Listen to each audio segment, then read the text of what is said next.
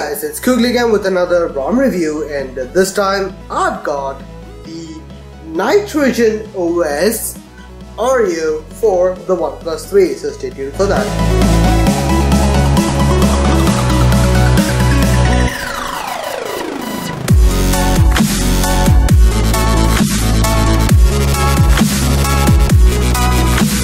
So guys, the NitrogenOS, it's the quintessential ROM, like feature-rich ROM for the OnePlus 3. It was one of the first ROMs to bring out a lot of features along with maybe wireless ROMs, and it still is a very good ROM. Let's get started. Now, first of all, here is the launcher. It comes with this launcher, which is the stock launcher, which is a Oreo based launcher. So yeah, that's pretty much it. Let's go to the settings menu. In the settings menu, in the about phone page, you can see NitrogenOS. That is the latest version, and it is 8.1.0 April security patches, which is pretty awesome. So there is the latest security patches as of right now, which is nice to have. Kernel is 8.1.102, which is a specific kernel for this one. SNS status is permissive for those who want to use mods, and that's pretty working. And yeah, that's pretty much it in the about phone page. As I've already said, this is a very feature-rich ROM. This is like the initial feature-rich ROM. Out when other ROMs like Ground Zero AOSP ROMs were outing Oreo, this ROM came, although not publicly available until you search a lot into it. This was a very feature-rich ROM along with Validus ROM, which I do really like. And this one actually was a daily driver for me for quite some time because of all the features and while being on Oreo. First of all, everything works. There is no staggering stability issues. Apart from that, everything else works, so I don't really have any issues with that. Let's get started with the features now. All the features are inside personalization options, and that does have all the lists for that. First one is status bar options. You do have status bar item control, so you can customize what all stuff appears here. You can customize VOLD icon, all that. Clock and date options are available. You have the right and left alignment, no center alignment as of right now. Date can be enabled or disabled, small AM PM or full AM PM indicator, all that can be customized. Battery icon can be customized. It does have all the options which you would expect from a very feature-rich ROM. So you have circle, dotted circle, big dotted circle, square, which I'm using, which I have kind of taken a liking to right now. It also has the percentage, which can be inside the icon, outside the icon, so that does work out really well. Brightness control by sliding across the status bar. Select a notification. Warning color in battery extended mode. ADB notification. Network traffic indicator can be customized with the threshold level, so that's also available. In the quick setting panel, you do have the option for opacity, so yeah, opacity can be customized, and that works really well. I'm really happy about that. Brightness slider options are available. Brightness icon can be enabled or disabled. Quick setting tile can be enabled when the device is secured, or disable it. Vibrate on touch, QS footer warnings, QS tile titles, and smart pull down. QS rows can be customized, so that is also available. There's no customization for the small quick setting tiles, which is a bummer, but hey, that is what is available with most options. Button customization, you do have volume rocker customization, and it has a lot. So you have swap volume orientation, or volume up in do not disturb, and also volume down in that. Volume playback control, keyboard cursor control, all of these options are available. It's pretty cool. In the hardware button customization, you have a backlight customizer, so you can turn it to 0 for no backlight. That does work out really well. Backlight timeout, button touch, accidental touch, all that can be customized. Back home and menu button can be customized, and that is the DUI style customization, so that does work out really well. One thing to note is that there is no swap the recent and back button option available in this one, so there's no one-click swapping. You have to do it individually. So as you can see in the back button, I have selected recent because that is the way I use. That is a OnePlus way, so I do use that.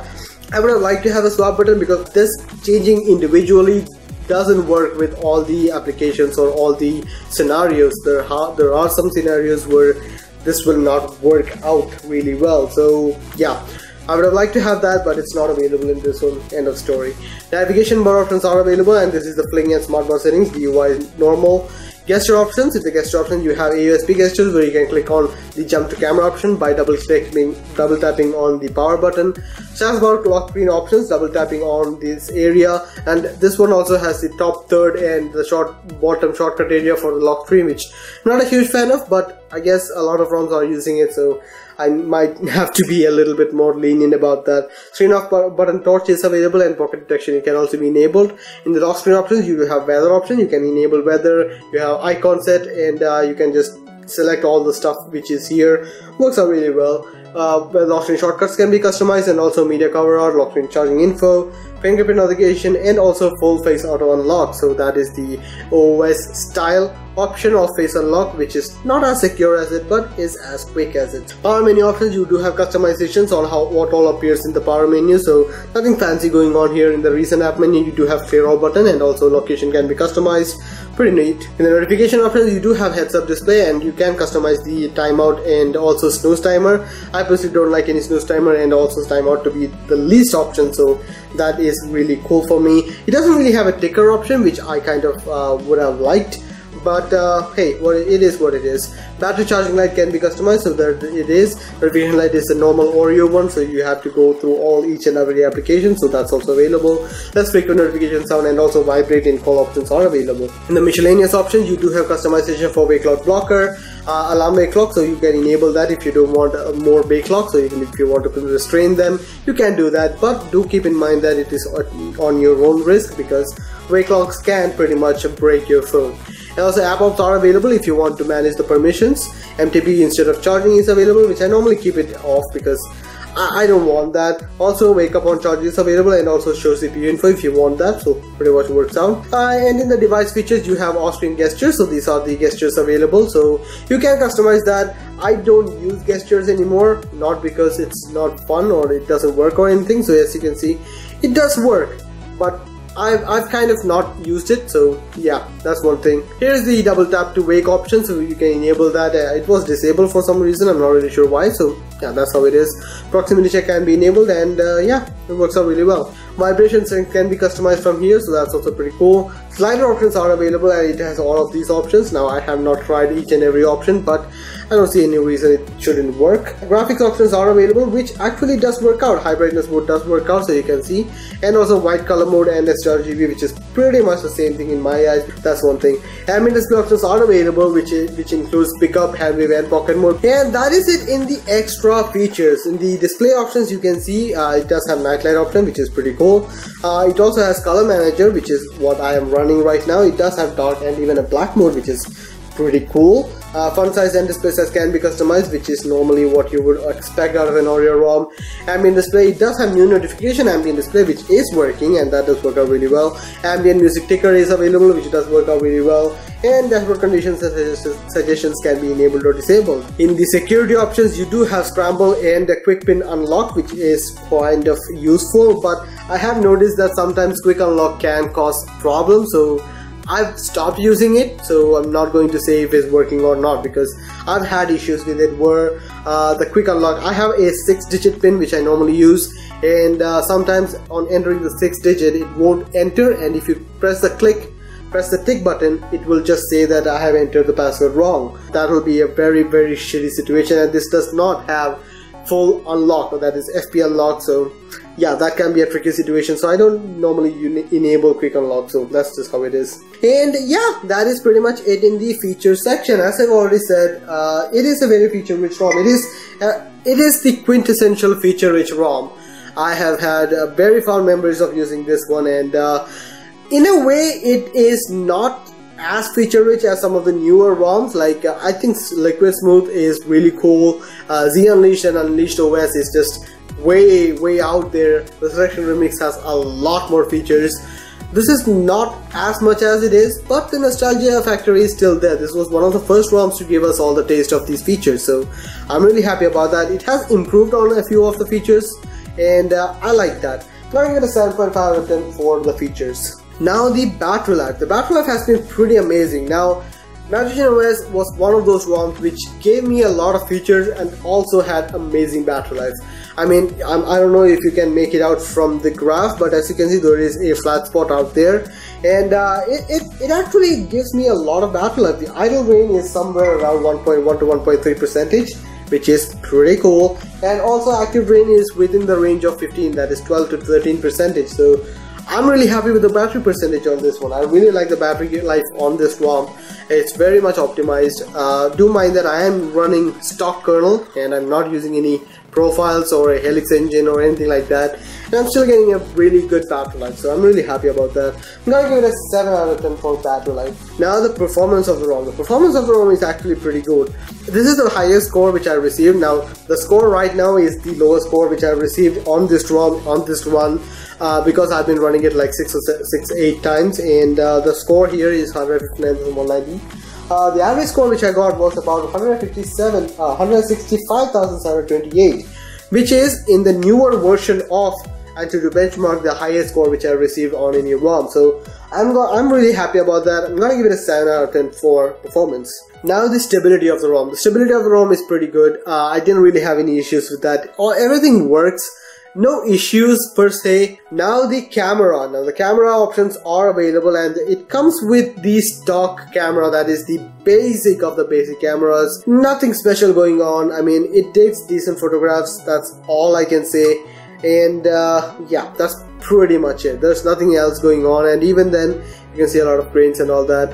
It's a very basic camera. I'm using Gcam, but hey, that is how it is. So yeah, I'm gonna give it a 6 out of 10 for camera. Now the aesthetics of the ROM. Aesthetics of the ROM I'm pretty pleased with. It doesn't have substrate support, that is the full substrate support. It does require root for that, so as you can see, root is required. It does have the dark notification, which is pretty cool. I like that. And also the color mode does have dark mode and a few stuff which I really like. And the automatic mode is of course available, and also the accent colors. All of these accent colors are available, which is pretty cool. So yeah, I like it. I'm gonna give it a 6.5 out of 10 for aesthetics. Now the overall experience, and as I've already said, this is a very good ROM. I have a lot of memories with it, and it's a very, I would say this is a daily driver material because it works. Everything works in this one as it should. I have been having a blast with it. I didn't really have any reason to move away.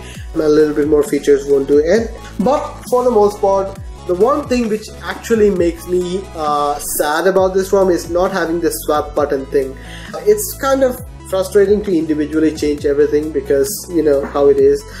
Just clicking the swap button would have been much easier, but hey, that's my opinion. You don't need to stress about that, so that's just how it is. So yeah, I'm gonna give it a 7.5 out of 10 for overall experience. Now let me show you guys the boot animation, which is actually pretty cool. So here is the boot animation for NitrogenOS, and it's a very unique and iconic boot animation. I mean, it's pretty cool. It goes to NitrogenOS, and yeah, that's it. So guys, I guess that much is it about the ROM then. Well, you have already heard about it. I like the ROM. It's a very good ROM. There are a few caveats which are kind of equal to character, I guess. So people who use this ROM don't really complain about that, so that's really cool. The final score is going to be about 6.940414508, which is going to translate to 6.9. I would rather go and get it up to 7.0 because hey, it's a great ROM. It's one of the ROMs which I recommend to people because it's a very stable, very good, performance oriented, and with a lot of features, which is going to help out a lot of people because it's a great ROM. So yeah, I guess that much is it about the ROM then. Hope you guys liked the video. Please share, subscribe, and like the video if you found it useful. See you guys next time. Bye.